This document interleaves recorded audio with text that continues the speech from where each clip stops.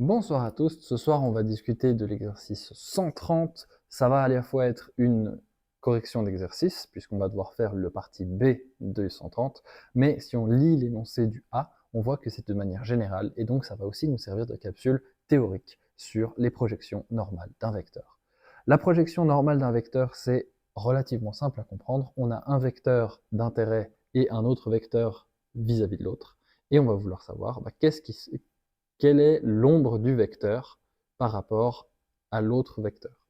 Donc ici, on a un dessin sur l'énoncé que j'ai reproduit comme voici. Et ce dessin, du coup, il nous indique que A est le vecteur d'intérêt, U est le vecteur de base, et on peut projeter A sur U, et ça donne le vecteur P, qui du coup est l'ombre de A sur U si on met un soleil perpendiculairement à U. C'est ça, l'orthogonale, c'est perpendiculaire. Et donc, avec cette histoire de perpendiculaire, je me retrouve avec... J'ai perdu le fil de mes pensées. Et donc, avec ce perpendiculaire, je me retrouve avec un triangle rectangle. Ça va être intéressant parce que je vais pouvoir lier vecteur et triangle. Je vais pouvoir utiliser la trigonométrie.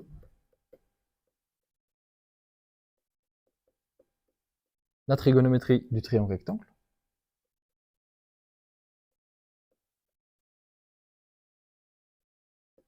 Et je vais pouvoir également utiliser le produit scalaire, car on travaille avec des vecteurs. Le produit scalaire, il m'indique que le vecteur A, produit scalaire du vecteur U, c'est égal à la norme de A fois la norme de U fois le cosinus qu'on appelle phi de l'angle ici entre mes deux vecteurs. Maintenant, la trigonométrie du triangle rectangle, il m'indique que si je veux la longueur de P et la longueur de A, il faut également que j'utilise le cosinus, puisque cosinus de phi, c'est l'adjacent divisé par l'hypoténuse, autrement dit P divisé par A. Mais pas P, parce qu'on ne parle pas de vecteur, on parle de longueur. Donc, la norme de P divisée par la norme de A. Une fois qu'on a cette relation, on voit qu'on a deux fois du cos phi. Je vais transformer l'équation du produit scalaire en celle qu'on a l'habitude d'utiliser pour isoler l'angle. Comme ça, on peut se retrouver avec une petite équation comme ici. Et cosinus de phi et cosinus de phi, c'est forcément le même chiffre, puisque c'est le même angle avec les mêmes vecteurs, puisqu'on n'a rien changé pour l'instant. Donc, je vais poser l'égalité cos de phi égale cos de phi, autrement dit, A fois U divisé par norme de A par norme de U est égal à P sur A. Enfin, norme de P sur norme de A. Donc j'ai pris le cos phi 1 que j'ai noté là et le cos phi 2 que j'ai noté là. J'ai juste posé cos phi égale cos phi. Et maintenant que j'ai fait ça, ce qui m'intéresse, c'est de savoir la norme de P, puisque c'est P mon vecteur d'intérêt. La norme de P, c'est A fois U fois norme de A divisé par norme de A sur norme de U. Là, normalement, vous êtes assez bon pour savoir qu'on peut simplifier cette fraction. Et donc, on se retrouve avec la norme de P qui est égale à produit scalaire entre A et U divisé par norme de U. Ça, c'est super. Mais ça me donne la longueur de P. La longueur de P, ça ne me donne pas le P complet, puisqu'on se rappelle qu'un vecteur, c'est une longueur, certes, mais également une direction et un sens. Ma foi, la direction et le sens, ils sont très simples à obtenir, puisque P, c'est un vecteur collinéaire, autrement dit parallèle, avec U.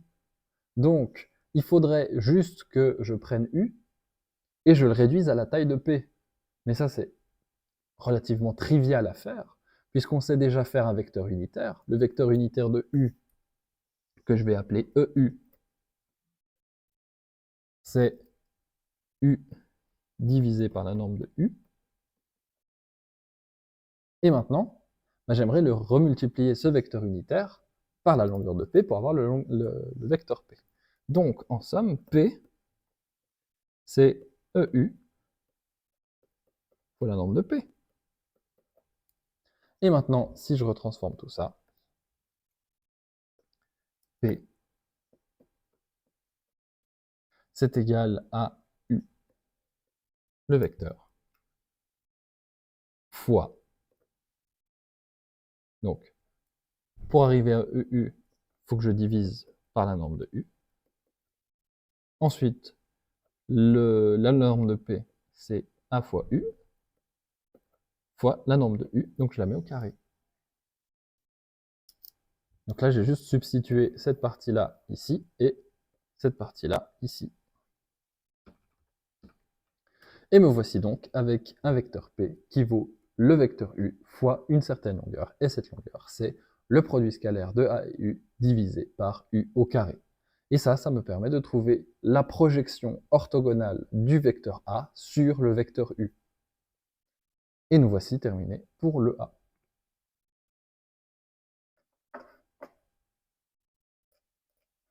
Donc maintenant, avec la partie B, nous avons des exercices chiffrés pour montrer cette théorie et voir si ça fonctionne.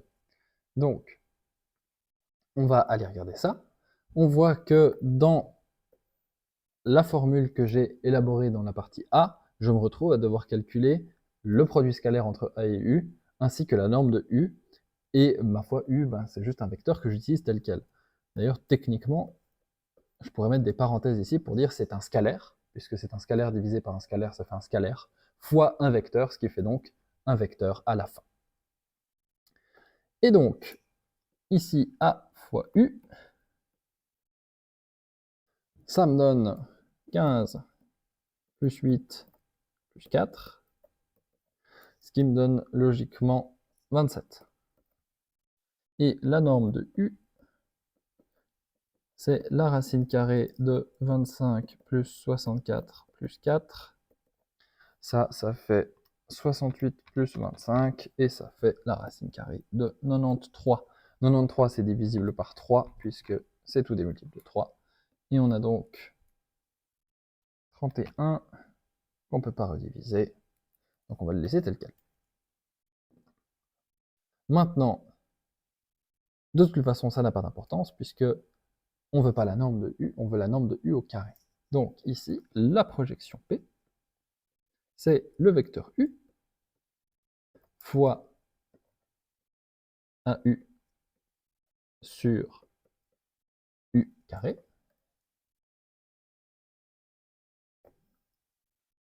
Et donc, on a 5 moins 8, 2,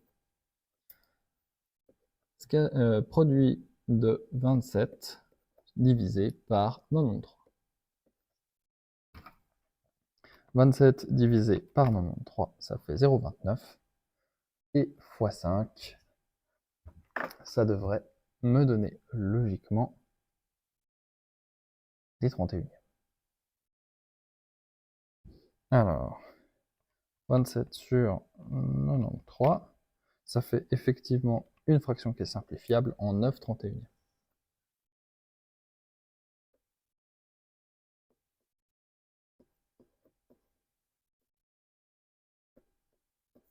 Et donc, ici, on se retrouve avec 45/31e moins 72/31e et 18/31e comme vecteur.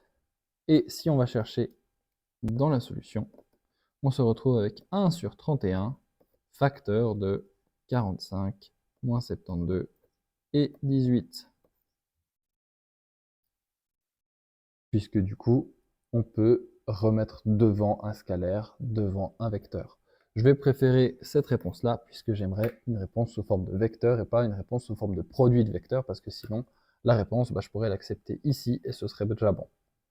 Donc, je vous demande de me faire un vecteur sans produit. Et finalement, pour la partie C, on fait donc les mêmes choses avec des vecteurs différents. Cette fois-ci, on a 5, 0, moins 4 et moins 6, 7, 11. Donc, on regarde le produit. 5 fois moins 6, moins 30. 0 fois 7, 0. Moins 4 fois 11, moins 44. Et donc, on arrive à moins 74.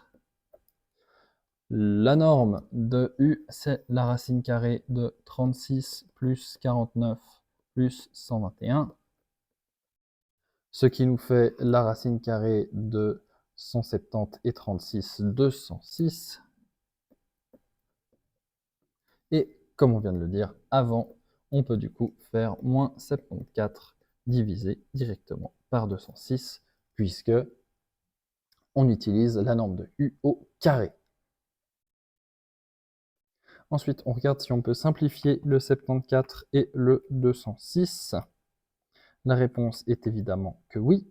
On peut se retrouver avec la division par 2 pour avoir le vecteur moins 6, 7, 11, facteur de 37 divisé par 103.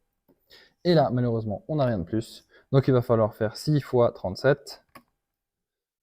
Et donc le vecteur P, et j'ai oublié la flèche, c'est un scandale, c'est 222 103e. Et j'ai oublié le moins. Hop, moins 222 103e. 259 103e. Et 407 103e. Voici un magnifique vecteur projeté. Donc on voit que ça fait des nombres relativement moches. On pourrait aussi simplifier tout ça en nombre décimal, mais faire attention avec les arrondis, ça peut toujours causer des problèmes. Et on arrive à ce genre d'exercices qui nous permettront un jour ou l'autre de projeter les choses les unes sur les autres. J'espère que cette capsule est claire parce que la projection orthogonale pour les maths, c'est un outil comme un autre. On fait des vecteurs et puis youpi, ils sont projetés. Pour la physique, ça va être quelque chose d'extrêmement important. Donc si vous avez déjà bien compris ça, ça va vous permettre d'avancer beaucoup plus vite. Je vous souhaite une bonne suite de soirée et à la prochaine capsule.